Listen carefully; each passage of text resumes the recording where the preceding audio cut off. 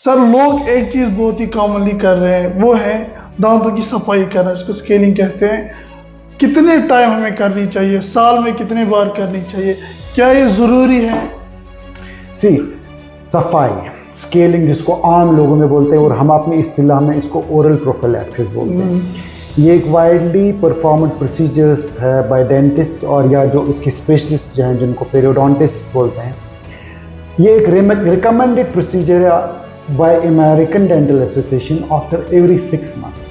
क्योंकि दांतों की कुछ जगहों की सफाई इंसान खुद नहीं कर पाता है, पर्टिकुलरली जो हमारे मसूड़े हैं उनके नीचे भी जो हमारे दांत और मसूड़े इनके बीच स्मॉल एक जगह होती है, उसको हम सल्कस बोलते हैं। उसमें बैक्टीरिया पनपने का रहता है चांस और वहां पे डिपॉजिट्स होने का चांस रहता है। और कुछ लोगों का ये सल्कस जो है ये जगह है बहुत ही ज्यादा डीप होती है, तो उसमें फूड मटेरियल होगा। तो एक सफाई जो है एक साइंटिफिक प्रोसीजर है। इसके अनफॉर्चुनेटली इसके साथ एक मिथ अटैच है कि इससे दांत लूज हो जाता है। कुछ लोग ये भी कहते हैं थिन हो जाता है। नहीं, ऐसा कुछ नहीं है। जो आपको थिनिंग लगती है वो बेसिकली उसने जो एक्सटर्नल डिपॉजिट्स जिसको हम कैलकुलस बोलते हैं, जो एक हार्डन स्ट्रक्चर होता है वो दांतों पे बैठ गया होता है। वो दांत का अपना स्ट्रक्चर नहीं है, एक्सटर्नल डिपॉजिट वो उस पर बैठा हुआ होता है। डॉक्टर वो साफ कर लेता है, कुछ टाइम के लिए उसको लगता है मेरे दांत कुछ बिल्कुल थिन होने लगे, बट वो एक्चुअली जो आपका एक्चुअल स्ट्रक्चर है वो मॉडिफाई हुआ था by that deposit. It should be removed. It is good for your health of the heart, for your kidneys,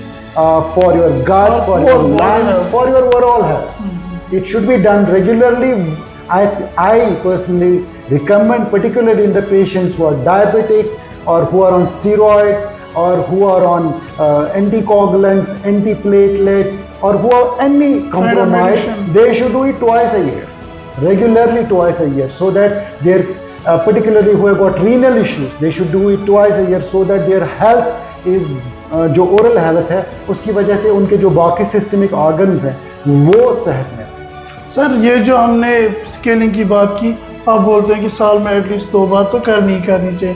तो जिस इंसान ने ये की, जिस पेशेंट ने ये की, उसके बाद इसके क्या प्रिकॉशनरी मेजर्स रहता है कि 6 महीने तक? देखिए प्रिकॉशनरी मेजर हमेशा रहता है हर किसी चाय में। जब भी आप कोई स्टिकी फूड खाएं या शुगरी डाइट खाएं, जैसे चॉकलेट्स खाए आपने और कैसी ऐसा कोई फूड जो दांतों पे चिपकता है, उसके बाद हमेशा या तो आप ब्रश कर ले, अगर आपके पास ब्रश उस टाइम अवेलेबल नहीं है एटलीस्ट आप कुली करें और तेज कुली करें, क्योंकि जो वाटर जेट है या वो इरिगेशन है उससे जो है वो फ्लोरा जो वहाँ पे बनना है, जो वहाँ बैक्टीरिया बनने हैं वो डिस्टर्ब हो जाता है, तो आपका हेल्थ जो है इमीडिएटली रेस्टोर हो सकता है।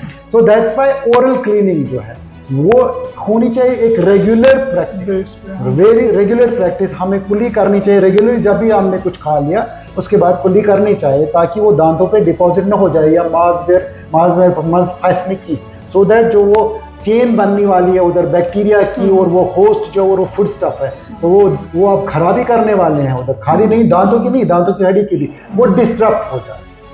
तो सर इसमें और एक चीज आता है ब्रश। हाँ, कितनी बार करना चाहिए? क्या मैंडेटरी है कि 2 बार करना है?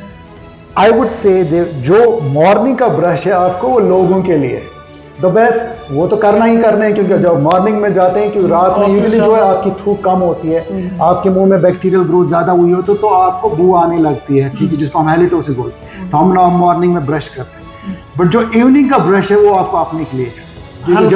जब आप शाम को सोने जाते हैं, once you retire in the day, तो आपका जो एक्टिविटी लेवल है वो कम हो जाता है, जुबान ज्यादा मूव नहीं होती है, जुबान जो है वो हेल्प करती है क्लीनिंग में, जो आपकी थूक है उसकी मिकदार कम होने लगती है, तो आपके बैक्टीरिया जो है उनका चांस ज्यादा रहता है। और खासकर अगर हमने ब्रश नहीं किया, कुछ फूड स्टफ उधर रहा, तो उसको ज्यादा चांस मिलता है गुजार फूड तो रहता है तो should be recommended is twice a day and should be soft brush. देखिए देखो ओवरजीलस ब्रशिंग जो है दैट डज नॉट हेल्प। आप एक सख्त ब्रश लाएंगे तो सख्त ब्रश से अपने आप दांतों, कुछ लोगों के दांत थोड़े कमजोर होते हैं तो वो थोड़ा सा इरोड भी हो जाते हैं, तो वो ऐसा भी नहीं है, बिल्कुल नरम सा ब्रश है। आपका जो काम है बेसिकली सॉफ्ट डिपॉजिट, जिसको हम प्लाक बोलते हैं, जो एक बायोफिल्म होती है जो आपको खुद को नहीं दिखती है, वो एक माइक्रोस्कोपी दिखती है, उसको डिस्टर्ब करना, वो एक सॉफ्ट ब्रश कर सकता है। जेंटली ब्रश करना चाहिए, टिश्यूज के साथ लड़ना नहीं है, दांतों के साथ लड़ना नहीं है। Twice a day is enough. But जिन लोगों का फॉर एग्जाम्पल रहता है कि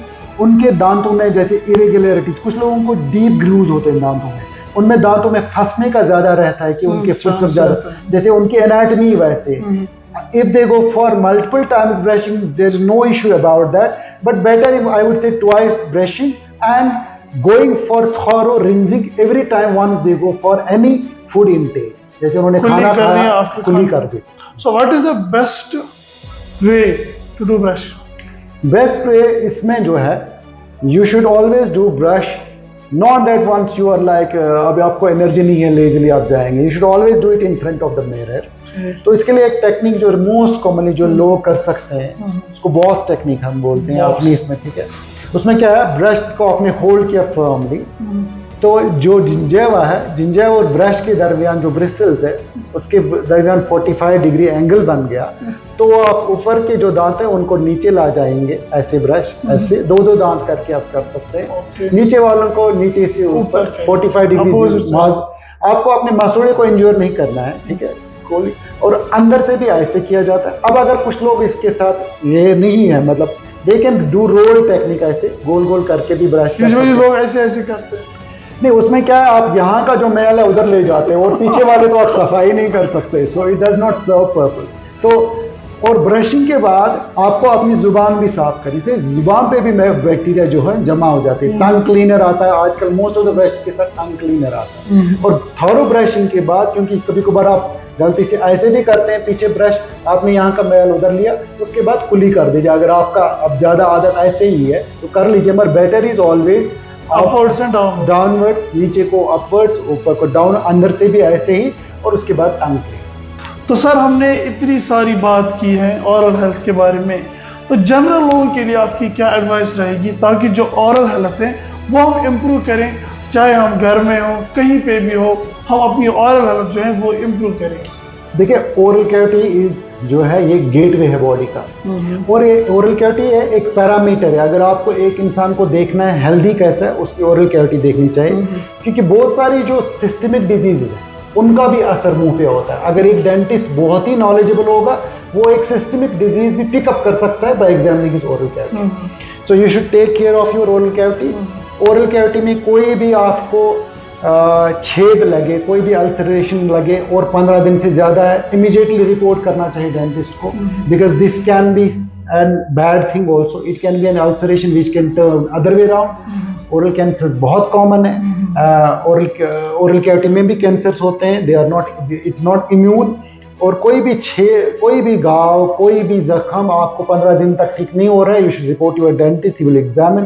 that is not bad thing. You should do regular examination of your oral cavity in front of mirror. Brush daily twice. Do thorough rinsing. कहीं पे भी आपको लगे कि मुझे चेंज आई है, मुझे एक ब्लैक स्पॉट डेवलप हुआ है, कहीं पे रेडनेस दिख रही है, कहीं पे छेद दिख रहा है, इमीडिएटली रिपोर्ट करना चाहिए. और कहीं पे आपका दांत शार्प है, डोंट टेक इट इजी. जो शार्प दांत हैं, जैग टूथ हमको बोलते हैं, वो जुबान को तंग करते हैं, या बकल जो आपका म्यूकोजा है उसको तंग करते हैं. इट कैन, वो जख्म जो है, if not address, it can turn malignant.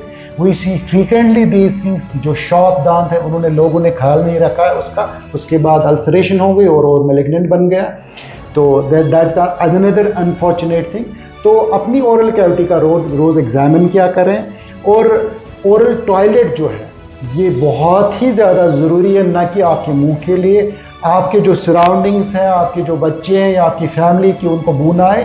But आपके जो किडनी का हेल्थ है, आपका जो लंग्स का हेल्थ है, आपका जो हार्ट का हेल्थ है, वो भी इस पे डिपेंड करता है. क्योंकि अगर आपके मुंह में कोई भी ओरल डिजीज है जो क्रॉनिक है, उसमें एक ये ताकत रहती है, वो हार्ट की प्रॉब्लम करे, लंग की प्रॉब्लम करे, किडनीज की प्रॉब्लम करे, या फीमेल्स में जो प्रेग्नेंट होती है उनके जो बच्चे का वेट है इससे कम हो जाता है अगर उनका ओरल हाइजीन बैड हो. तो ये इन चीज़ों का ख्याल रखा जाए. थैंक्स अ लॉट सर, आप हमारे प्रोग्राम में आए. हमारे जो लोग हैं या जो ओरल हेल्थ है, इसके बारे में बहुत ही कम बात है इंटरनेट पे, और इसकी जो हेल्थ है बहुत ही इंपॉर्टेंट हेल्थ है. इसकी हेल्थ के बारे में जानना बहुत ही ज़रूरी है. बहुत बहुत शुक्रिया, आप हमारे प्रोग्राम में आए. हमारी जो ऑडियंस है उनको ओरल हेल्थ के बारे में बहुत ही अच्छी बातें आपने बोली. Thanks a lot. Thank you very much, Mr. Qureshi. You're doing a very wonderful job by educating people and by getting these issues to the limelight. Thank you. Thank you very much.